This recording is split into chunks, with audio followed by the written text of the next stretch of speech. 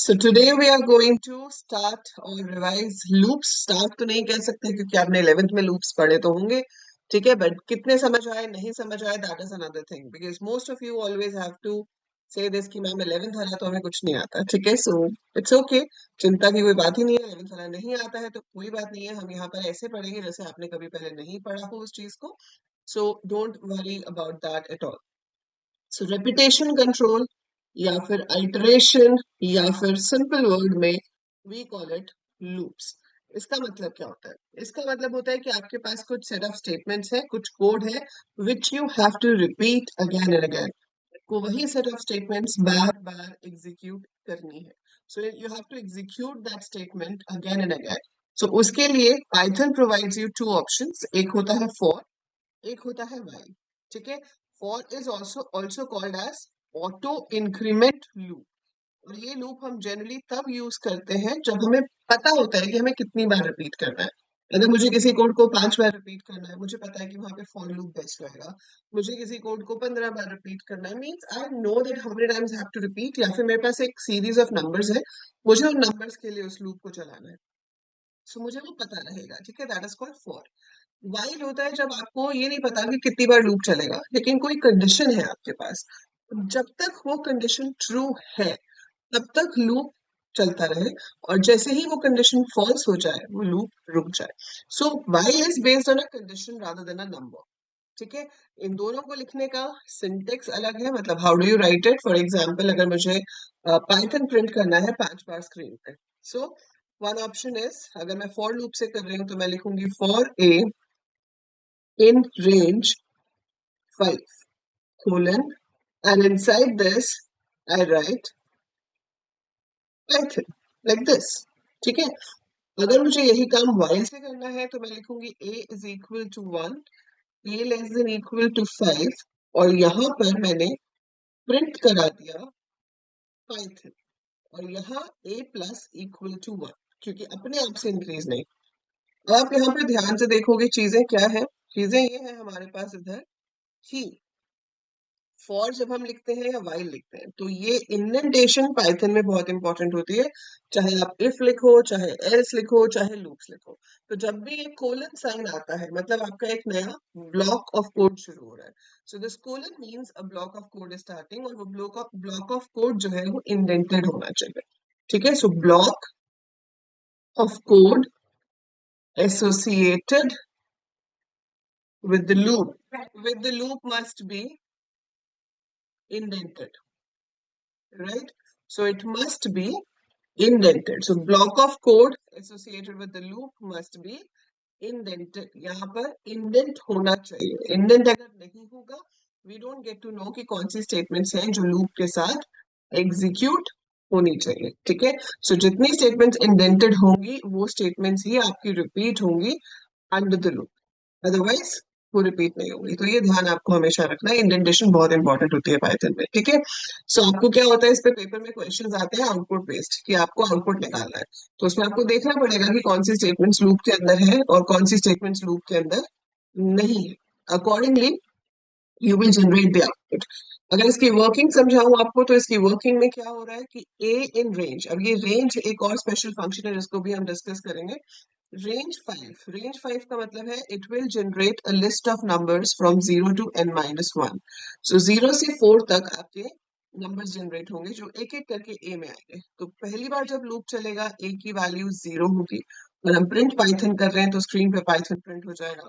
अगली बार लूप चलेगा तो ये 1 होगा, अगली बार 2 होगा, उससे अगली बार 3, और उससे अगली बार 4, देन इट विल स्टॉप। ये कैसे काम करेगा, ए 1 है, कंडीशन चेक हुई, 1 less than equal to 5 true है, पाइथन प्रिंट हो गया, ए की वैल्यू 2 हो गई, 2 less than equal to 5 true है, पाइथन प्रिंट हो गया, फिर ए 3 हो गया, 3 less than equal to 5 true है, पाइथन प्रिंट हो गया, 4 हो गया, एंड सिमिलरली 5। जैसे ही 6 होगा कंडीशन फॉल्स हो जाएगी, it will stop, right.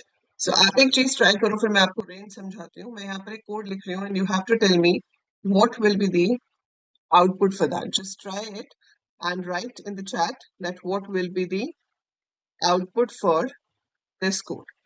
Very basic code is this. आपको सिर्फ ये बताना है कि इसको एग्जीक्यूट करने पर स्क्रीन पर आउटपुट क्या आएगा। Very good. 13579. Very nice. So that will be the output of your code, right? So A is 1, while 1 less than equal to 10. It is true. Print A कर रहे हैं तो A print हो जाएगा. That is 1 is printed. A plus equal to 2 say it will become 3. 3 less than equal to 10 is true. So 3 will be printed. Then 5, then 7, then 9. Then it becomes 11. 11 less than equal to 10 is false. So 11 less than equal to 10 is false. It will stop over here. Very good. So this is very basic thing. ठीक है, इस तरह से आ सकता है. इसमें complexity बढ़ सकती है, like addition, multiplication और operations यहाँ पर add हो सकते हैं. But before we do more output questions, we have to see कि ये जो range है, इसकी क्या variations है. देखो, ये जो range function है, ये list of numbers generate करता है. अगर इसमें सिर्फ एक ही नंबर दिया जाए, so that is assumed to be end, कि हम कहाँ तक जा रहे हैं, और ये हमें 0 से एंड -1 तक की वैल्यूज जनरेट करके देता है.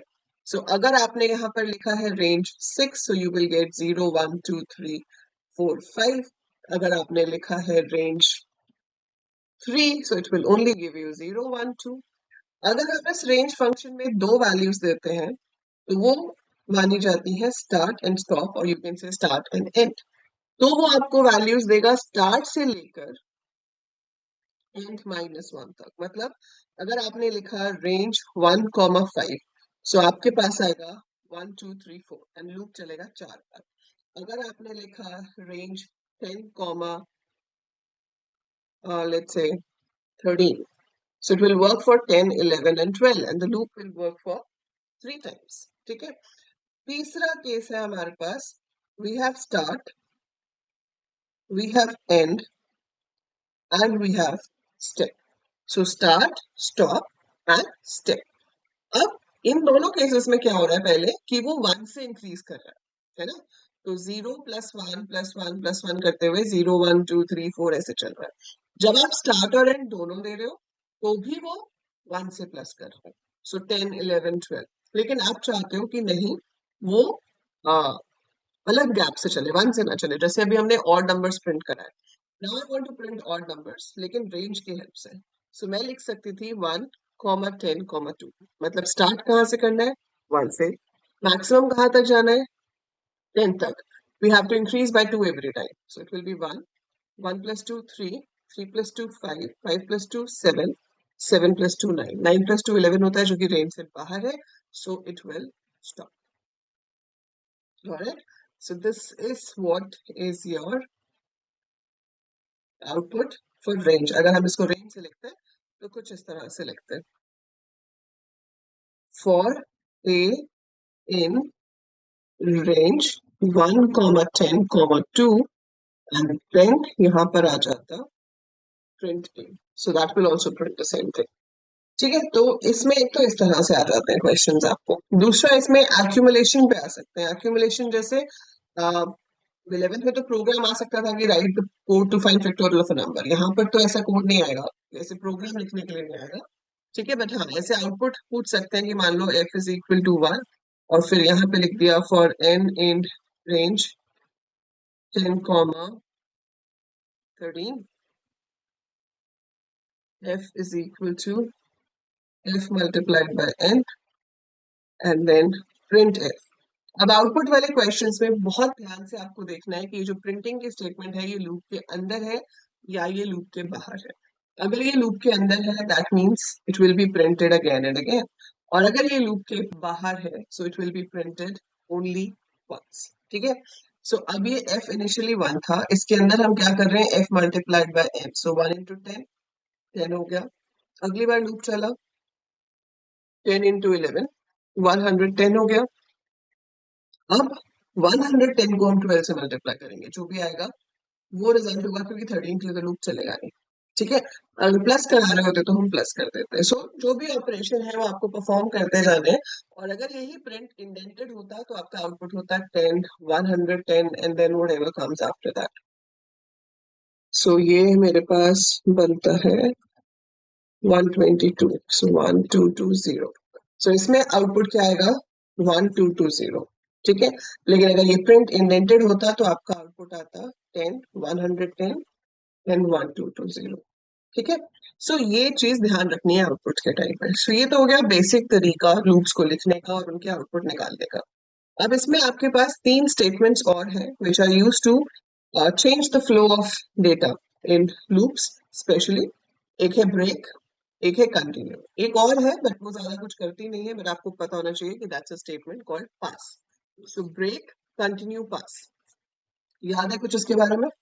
If you remember anything about break, continue, and pass, write it in the chat. If you remember anything about any of these statements, write in the chat कि इन statements का क्या purpose होता है. What is the purpose of these statements?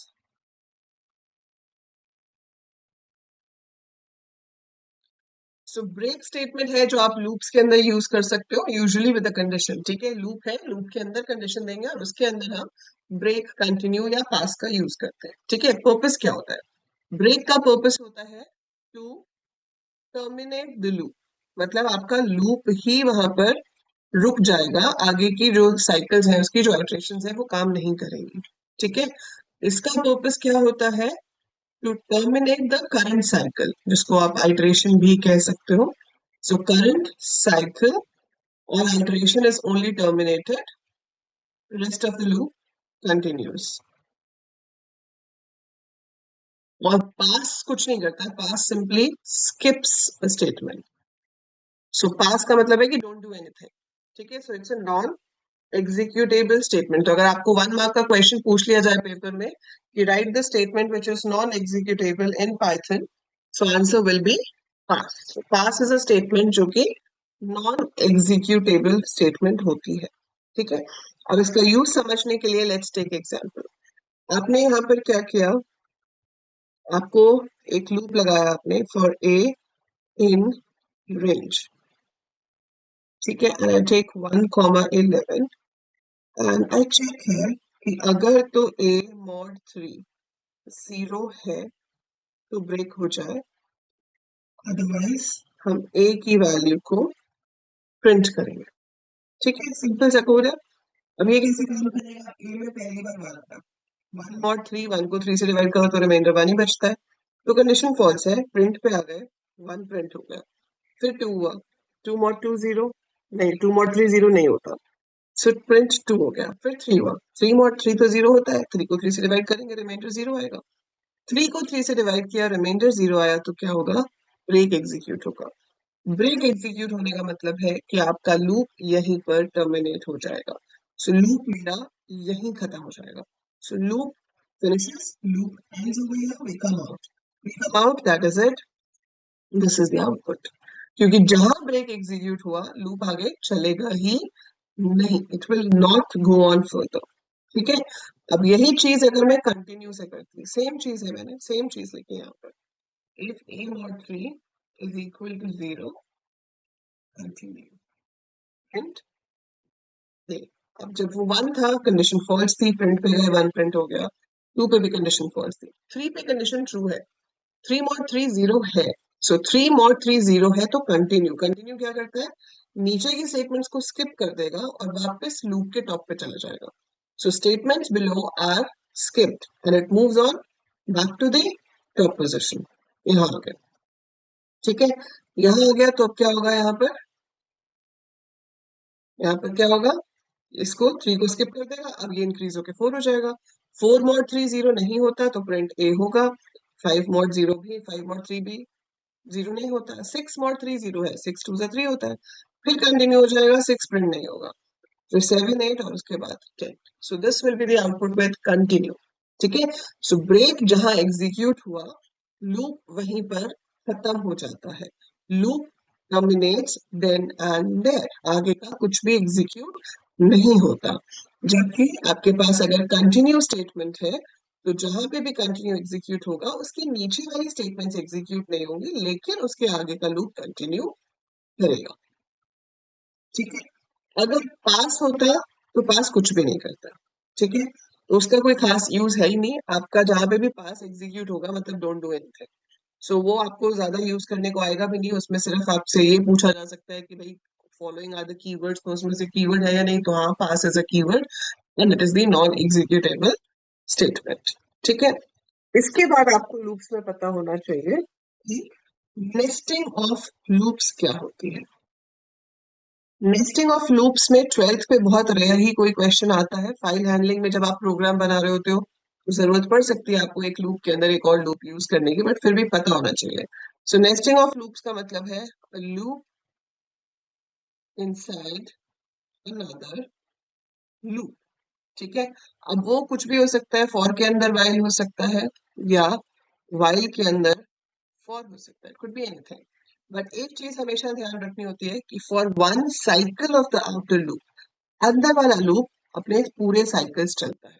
For example मैंने यहाँ पे लिखा for I in range 1,4, इसका क्या मतलब है कि ए 1 के लिए चलेगा, 2 के लिए चलेगा और 3 के लिए चलेगा, है ना। और इसके अंदर आपने ले लिया फॉर बी इन रेंज 2,7। सो अब यहाँ पर मैंने प्रिंट कराया ए कॉमा बी को।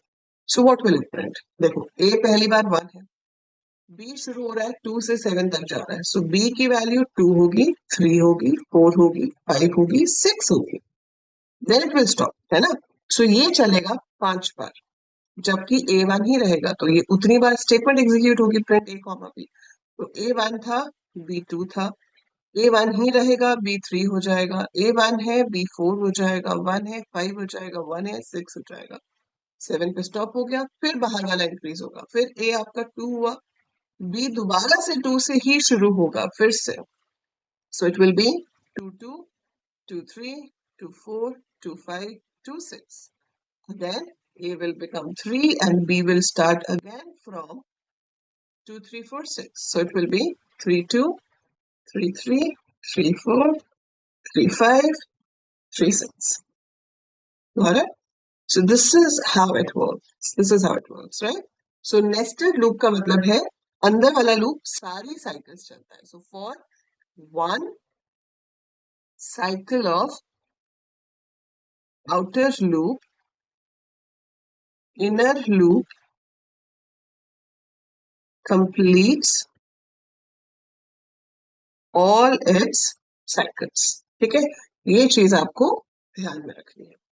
अब हम देख लेते हैं कुछ क्वेश्चंस जो लूप्स पे आपको पूछे जाते हैं, वो किस तरह से दिखते हैं पेपर में। ठीक है, so we have some questions, जितना हमने अभी तक किया है उसके ऊपर बेस्ड।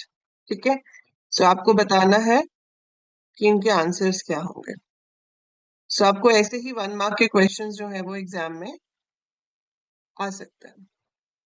ठीक है, like which of the following is not a valid variable name, इसमें से कौन सा वैलिड वेरिएबल नेम नहीं है। सो उसका सही आंसर क्या होगा? Option number C. ठीक है, अभी तो मैं आपको आंसर्स बता रही हूँ, बट जब हमारा क्विज होगा तो फिर आपको खुद से आंसर करने होंगे। ठीक है, so this is the correct answer, क्योंकि at the rate sign is not allowed in an identifier. So identifier मतलब वेरिएबल नेम में at the rate sign allowed नहीं होता है।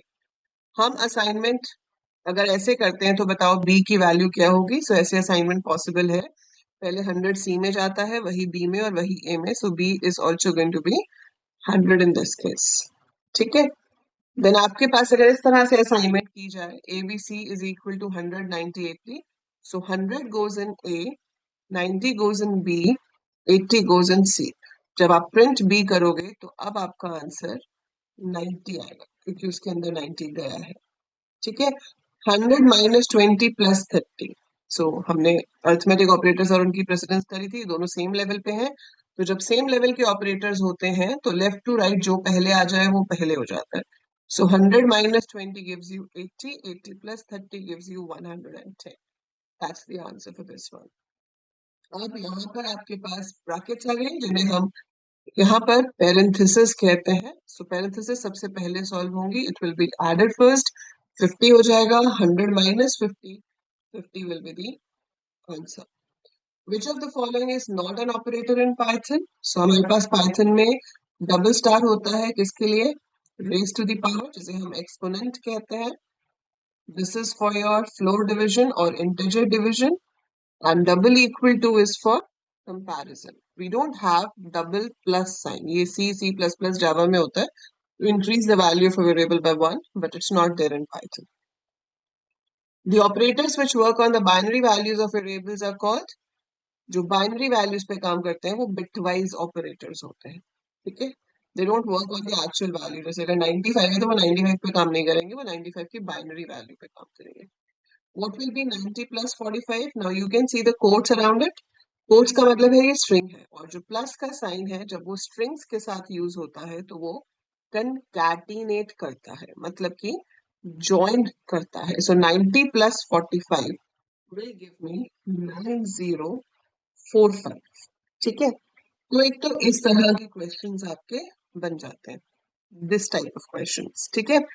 इसके अलावा आपके पास क्वेश्चंस आते हैं लूप्स के ऊपर, कंडीशंस के ऊपर, जो आपको आंसर करने होते हैं, ठीक है। इससे पहले I show you the loop one, these are the if else one, वो थे आपके बिल्कुल बेसिक वाले, ठीक है, दैट वाज वेरी बेसिक। अब हम यहाँ पे देख रहे हैं कि इफ एल्स वाले आपके पास कौन से हैं। सो इफ एल्स में भी आपको क्या होगा, कोड गिवन होगा and you have to answer it. So if else में जनरली हमें कोड गिवन होता है and we have to answer accordingly, जैसे कि मैंने यहाँ पे देखा which operator is used to check if two values are equal, so it is the double equal to sign, right.